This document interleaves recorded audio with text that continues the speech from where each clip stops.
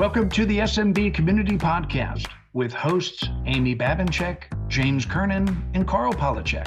Produced by Kernan Consulting and for the international MSP community.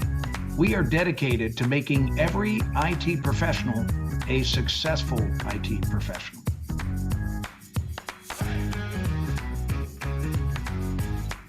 Today's SMB Community Podcast is brought to you by Huntress Managed Security. Cybersecurity isn't just about software, it's about expertise.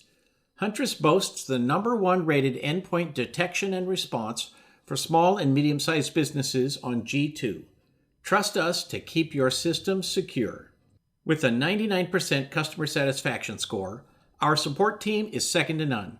We're not just a vendor, we're your partners on the security front line. Ready to experience the future of cybersecurity? Start your trial now at huntress.com/Karl. Don't wait. Lock down your defenses today.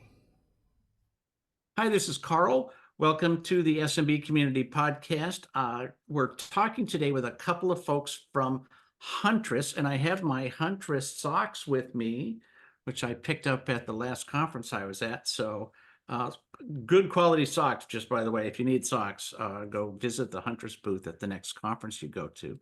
So our guest today, Wes Hutcherson, is the Director of Product Marketing for Huntress, where he oversees market intelligence and go-to-market strategies. His multifaceted technology and cybersecurity experience spans over a decade with market leaders such as Bishop Fox, eSentire, Hewlett-Packard, and Dell SecureWorks, covering managed detection and response, governance, risk, compliance, continuous threat exposure management, offensive security, and other topics. And our other guest is Stuart Ashenbrenner, who works at Huntress as a staff macOS researcher, focusing on macOS security and development.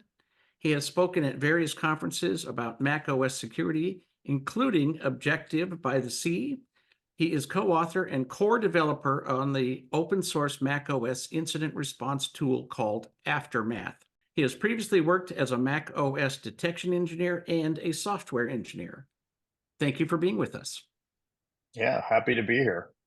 So clearly our topic today is the Mac with regard to Huntress and kind of what you've got going. Is this a separate product, or is this just the same product, just happens to be on the macOS interface? So it is our EDR equivalent. It's the same EDR, but now available on macOS. So there are, of course, nuances to building something on macOS. The platform is massively different. So a whole development team has spent a lot of time on this, integrating with the APIs that Apple makes available, like endpoint security, and that gives us the most granular data possible on macOS for as far as security goes. So there are some similarities in the sense of that it is managed. Our SOC is completely trained, and a lot of the same types of work goes in on that front. But it is the same product, but very different actually when it's running on the system. And for the engineers out there, is this the same support line, or is it a different support line? It would be the same. I know we're going to talk about the Mac environment, but do you think most people have a mixed environment who are using this? They've got some Windows and some Mac and maybe a little Unix on the side? Yeah, so I can answer that. So we did an extensive amount of research looking at what is the adoption levels in the marketplace. And it was kind of interesting when we looked at it.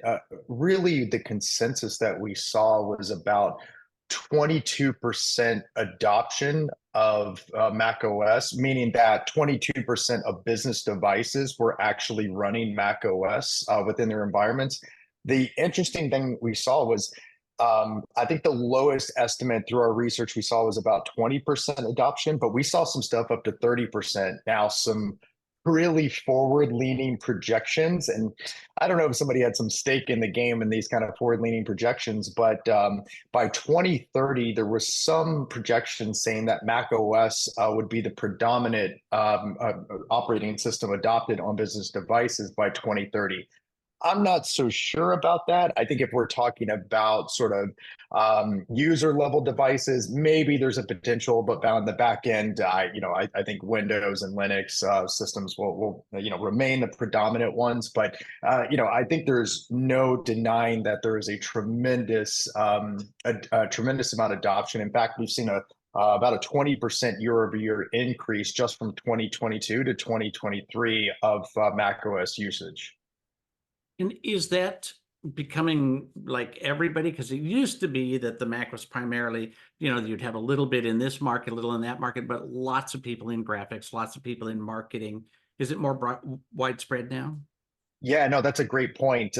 In fact, when we were, talking to our internal audiences, they asked the same question, and it's really different industries, different preferences for this. And what we've seen is, to your point, marketing, software development, architecture, publishing.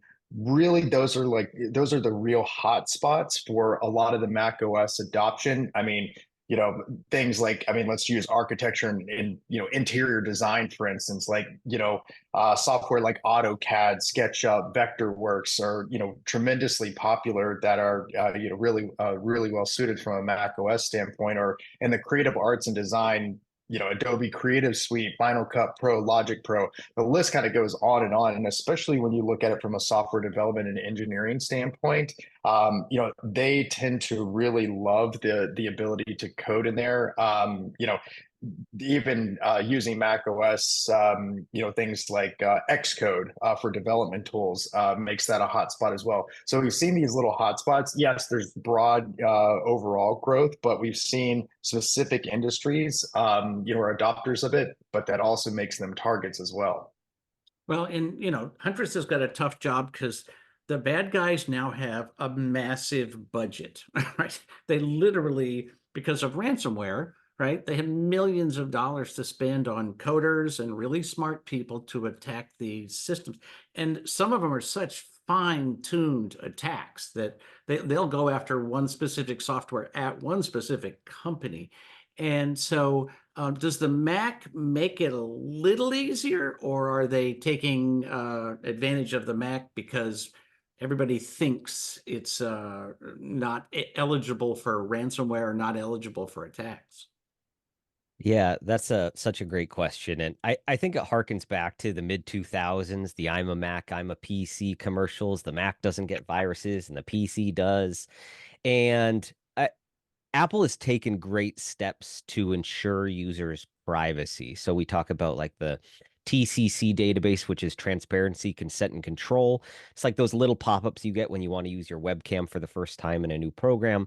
There's Gatekeeper, which is designed to help users have more insight into what programs are running for the first time.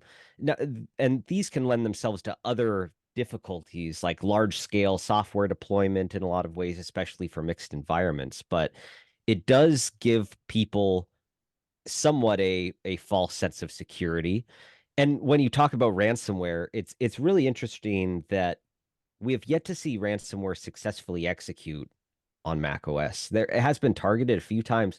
We saw the Evil Quest malware a handful of years ago. Lockbit, which didn't have any type of persistence mechanism. So if you'd reboot your computer, you were doing okay, it would Right. stop. And even last year, there was the Turtle ransomware, which was developed in Go to make it cross-platform and code signed. And so there have definitely been attempts, and they are getting closer. But it's interesting to me, the fact that we actually haven't seen ransomware successfully execute on macOS, but they have threat actors have taken some very targeted approaches using like Apple Script, which is pre-installed on Mac OS, especially now that you don't get Python shipped for free. You have this scripting language that's ready to use that can mimic a lot of very realistic looking pop-ups and things like that. Would you say it's kind of the blue ocean for people who want to write malware? That, there's so much of Mac that hasn't yet been taken advantage of, so to speak. There's two sides to that sword. Yes, I mean there are a lot of opportunities there. However, as we mentioned, because of the number disparity on number of deployed devices, I think Windows is a easier target. I think there's more types of malware available out there. There's more types of info stealers you can just buy and deploy.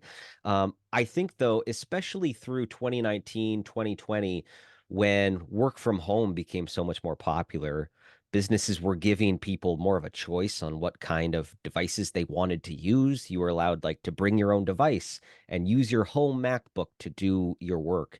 And I think that with that increase of adoption in that sector, it's given threat actors more of a sight on this is a good target or this is a viable target. Right. So with most of the technicians who are out there, most of them they started in Windows and that's where most of them live. Are you having to train technicians, kind of like this is how you deploy this on a Mac, and it's going to be a little bit different than what you're used to? Yeah, Mac is very nuanced in that type of world, and we talked about TCC settings and things like that, privacy settings. So what Apple did is they very much push users to use an MDM, which is mobile device management. It allows you to deploy software in mass to lots of devices, and as opposed to using like an RMM. And on Windows, you can get away with an RMM using it on a lot of devices, but because of Apple's desire for user privacy, you get pop-up windows. You have to allow this software to run. So um, it does. There is a learning curve with it as far as deploying software to Mac OS, especially if you, depending on your environment, if you don't have an MDM and you're doing it all manually, it's clicking prompts and it can be time consuming. So training people and having available documentation on what to do if you don't use any type of RMM or MDM, or what do you do if you have an MDM? What kind of files do you need to deploy to make it a very seamless process? So there is a learning curve that goes along with that. Why don't we take just a second and give the website to make sure that anybody who's interested can go and check out Huntress and sign up to be a partner if they're interested.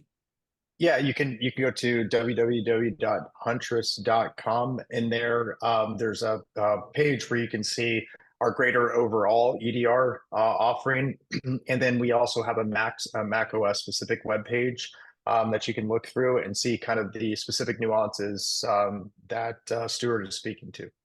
Very cool. So with the stats, it used to be that when we said endpoint, we kind of meant desktops, but that's not true anymore because I was just listening to Bloomberg Radio the other day, and the hosts on Bloomberg were talking about how they don't have computers at home anymore. They only have their phones. And, so whether it is on an iPad or a phone or a desktop, what we consider an endpoint has expanded considerably. It's not just that it's shifted, it's grown as well. And the whole thing of bring your own device, that device could be absolutely anything. And so it is a shifting world by a long shot. So is the average time for something to spread in the world of Mac OS, is it about the same as it is for Windows? Like if something is discovered, does it spread across the globe in the same time span, or is it a little slower or a little faster? So I'm gonna hit on a little bit of a nuance that you're speaking to that we thought was really interesting in our research. So I used to work for a penetration testing company. We had actually commissioned a study through the SANS Institute where we polled about 400 ethical hackers. Obviously, we couldn't go and poll non-ethical hackers. We would have loved to. I bet that we know that the answers would have been different. But this kind of paints an interesting picture, and this is one of the things I love to talk about. Is one of the things we asked them was, how fast can you find an exploitable exposure? Typically, some kind of endpoint that's running something that's that's essentially vulnerable to some kind of compromise. The scariest part of it was 61% of the respondents said that they could find an exploitable exposure in under 15 hours. That's pretty terrifying. Now, finding the exploitable exposure was one thing. It's how fast can you then do something with that?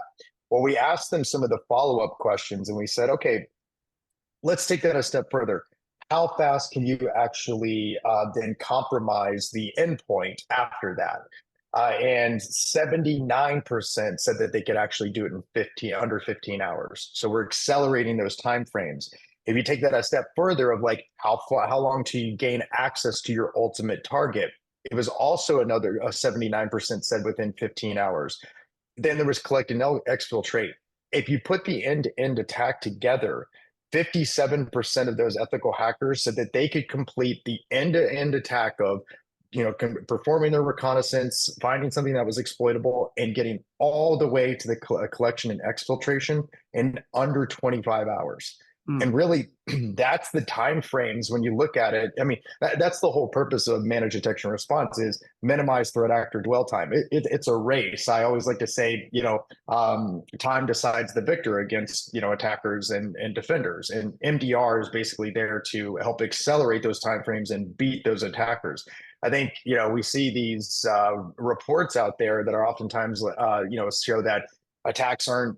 I think the latest Ponemon cost of a data breach report said something along the lines of like 277 days to detect and contain a threat. We don't for those ones that actually have a breach, but you got attackers, ethical attackers, saying under 25 hours. I mean, if we were to remove their ethical the ethical boundaries that they have to operate in, it's going to get way, way worse. So that's an excellent point. So, is there more complacency in the world of Mac because of, like there's always people say, oh, we're just a really small business, nobody's going to attack us, right? Or we're going to ignore HIPAA, for example, because we're just a small doctor's office. We're not what the government was really looking at, right? So complacency is everywhere. When you add the Mac component, are the people who say, look, Macs just still don't get viruses. They have that mindset. And so they're quite reluctant to adopt something that is absolutely necessary for their well-being. Yeah, it's funny you asked that because that was part of what we looked at in our research was, is there still this false sense of security that's out there? And I know I love to throw out statistics, but I'm very much a statistics-based person, that there was a report out that showed that 57% of Mac OS users still do not believe malware exists on Macs. And then, but here's the funny thing is those same groups were asked if they actually had become a victim of malware, hacking, scams, something related to Mac OS. 50% said yes. So you've got this big discrepancy that doesn't add up.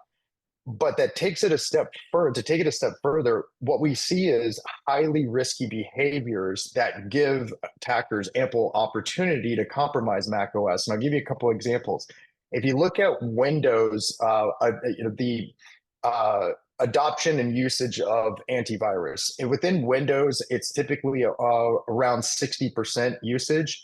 And what we see in Mac OS is it's 34%. If you look at, for instance, anti-spyware, about 20% usage in Windows and only 9% in Mac OS. So we're seeing this false sense of security sort of proliferate through these users, especially ones that are not, extremely security savvy. And then that basically correlates to risky behaviors, which gives attackers ample opportunity to eventually compromise. And that's one reason they can basically exercise their attack so quickly. And I've even got other statistics where they asked the ethical hackers, how often are you detected? How often are you actually stopped? The terrifying thing is 77% of those ethical hackers said that they are rarely or never detected by an organization's defensive measures. And then 82% of them said that when they avoid detection, which this obviously makes sense, that they are essentially not stopped by virtually any defensive measures. So one of the things that Huntress likes to brag about is the fact that you have human beings involved in the equation. So your response is not simply a machine watching machine, seeing something a little bit different and turning on a light. You have an actual response. Talk to us a little bit about the human side of this. Yeah, Stuart, you want to hit the threat hunting component because I know that's really that's very important from Mac OS, and then I can hit some of the measures that we do to stop them along that incident response lifecycle. Absolutely. So just like the attacks that happen on macOS that are very specific to macOS, detecting and hunting on macOS is the same in that it's very different. So writing a detection to detect some type of behavior on macOS is going to be inherently different just because the threat actors operate differently. And the same goes for threat hunting, hunting for threats, remediating threats. So the majority of our SOC, and I believe it was all of them, went through a Mac OS threat hunting training. Um, Very likely, as far as I know, the most well known. And it was an intensive training that talked about what to look for when hunting threats, types of behaviors they're going to see on Mac OS, ways um, to go up and down the hierarchy in a process tree, and what to look for and what kind of behaviors, what might be different and nuances, how that might map to Windows. So there was a lot that went into that. And during our beta period, they were actively looking at threats as well. So the threat hunting is very nuanced, but our SOC has been trained in order to know what to look for. So let's take that a step further. So once we've detected the threat, it's kind of like, what do you do now? Because we know, we're of the belief that alerts are only good if they're actionable. And we know that everybody loves to chuck them over the wall and be like, here they are, or leverage automated capabilities that unfortunately have, some significant shortcomings. What we do is we basically have sort of three phases to our incident response.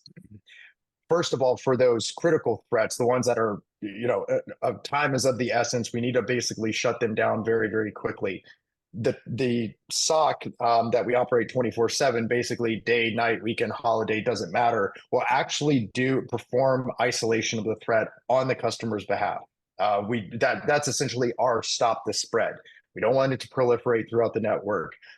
But really, once we do that, and we do that with a human touch as well. So that's not something we just do from trust automation.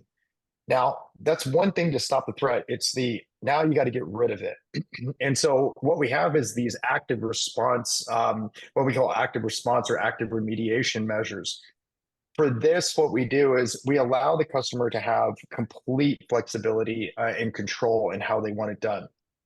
So we can do things like file deletion, process termination, registry key deletions, and so forth. We can even do reboots, which requires customer permission to do. But essentially, the customer has or a partner has the option to essentially have these done automatically on the endpoints that are compromised, or they can reserve the right to click to approve. So one thing that we like to tell them is, it'd be like you going to the doctor and the doctor being like, you know what, I think you've got XYZ. We're just going to inject you just right off the bat. You'd be like, hey, you know what, doc, you haven't proven that I can quite trust you yet. Well, let me do a little research before you inject me with something. Very similar. We want to establish that trust, and we like to point to our false positive rate of 0.7%. We're always tracking less than 1%, and go look. You're going to trust us over time. You're going to see that when we send something, it is it's a true positive, and it'll let us to take that action on your behalf. The last component that we do is also, there's obviously things outside of our purview that we can't touch from the technology or the endpoint technology that we touch, but we want to help you to clean up sort of the originating exposure, give you recommendations for hardening the attack surface so that you don't have repeat attacks and so forth. So we really try to follow them all the way through the incident response lifecycle, and then have a human touch at every single component. Very nice. So, it's interesting because you were talking about the 24-5-hour window, right? Mm-hmm. If you just, like, as you say, if you just throw it over the wall and say, here, you got a problem, take care of it. Well, if it's the middle of the night, engineer sees it 6 hours later, that's quite significant, Mm-hmm. right?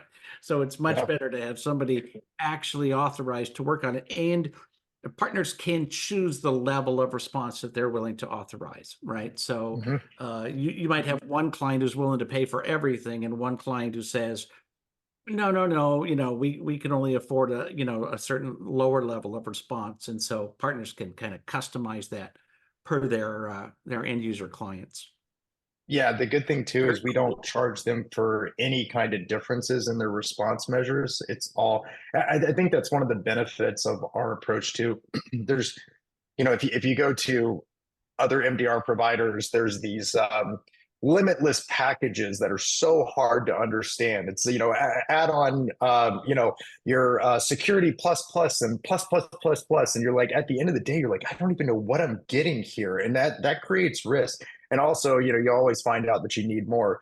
Ours is it's a single integrated price. There's no frills, there's no extras, there's no gotchas at the end. So complete flexibility, and we're not going to charge you different rates for different kinds of response as well. I think this makes it very clear. It's very clear to understand the outcomes of what our partners and customers are going to get. Very good. We only have a couple of minutes left, but let me just throw out, if there's one thing that you would each recommend for how folks could secure their Mac OS today, what would it be? Wow, what a loaded question. Um, just one thing. 30 seconds. I really think it would be to run some type of EDR AV on your machine. I think with XProtect, which is the built-in Apple AV, although I think it is improving very rapidly, especially in the last few years with actually integrating behavioral detections into its engine, I still think it has a really long way to go to be considered the de facto AV that you can just use. Now, for your mom and dad, your aunt and uncle, sure. But if you're a business, I think it's so important to run some type of EDR or AV. Like it protects your information. It gives you security to sleep well at night. That would be mine 100%. Wes, any final thoughts? I agree with Stuart that is the primary approach. One thing, now I'm a bit biased in my offensive security approach, since that's what I've come from. I think a lot of times you don't know how susceptible you are until you run until you actually run a simulation. And I know, manual penetration testing can be quite expensive, but there's a lot of tools out there that have really made major headways in being able to kind of test the efficacy of your defenses, or let's say lack thereof. Breach and attack simulation tools, quick things you can run. I think organizations would be highly surprised to see how even an automated solution, if they're highly price conscious or price sensitive, what it can break through and what it can show from an illumination standpoint of what you're susceptible to. I think that gives you an idea of the defensive measures that you need to implement. And I think that would cover Windows and Mac OS from an endpoint perspective. Very good. All right. Wes Hutcherson and Stuart Ashenbrenner, thank you for being with us today. If folks are interested in finding out more about Huntress, just go to huntress.com. And if you put in /Karl, I get extra points in heaven, so it's all good. Thank you for being here, and with luck, we'll have you back another time.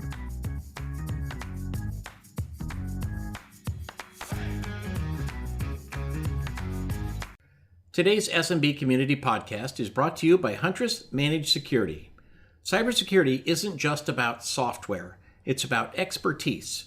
In today's ever-evolving threat landscape, you need more than lines of code. You need human intelligence to outwit cyber criminals. Huntress is tailor-made to provide human expertise. Our team of seasoned professionals has your back, ensuring your assets stay safe. With 24/7 vigilance, our human-led SOC never sleeps. We monitor, investigate, and respond around the clock. While you focus on growing your business, we provide first response to hackers.